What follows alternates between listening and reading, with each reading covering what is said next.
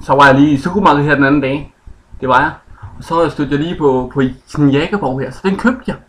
Fordi at jeg tænker, det skal da lige smage. Så jeg har faktisk allerede unboxet den.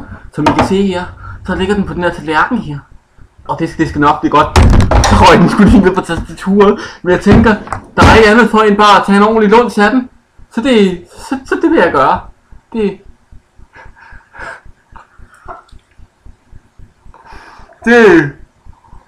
er lækkert.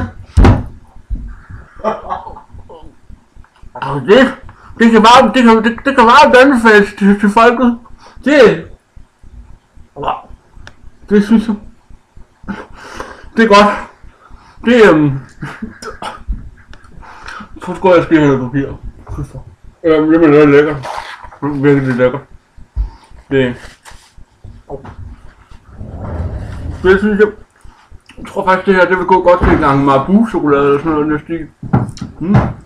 Lækkert. Ej. Det er lækkert. Det er faktisk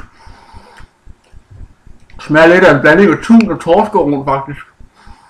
Det må jeg sige. Meget saltet. Også saltet. Det kan vi lide.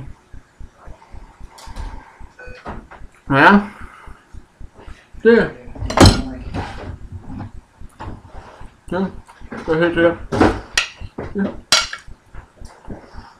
Ej, det er godt. Ja. Hold da op. Det er jo næsten ikke særlig klamt det her.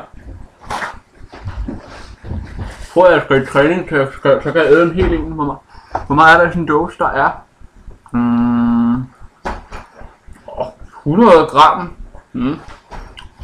Og det kan holde sig jo ind i det skidt der. Du kan jo have det i din kælder for helvede, så kan du bare lade stå til 3. verdenskrig, og så kan du spise det, når du en dag bliver bumpet ind eller sådan noget. Det er godt. Jeg er forsvarende. Jamen det var alt herfra. Ha' et godt liv.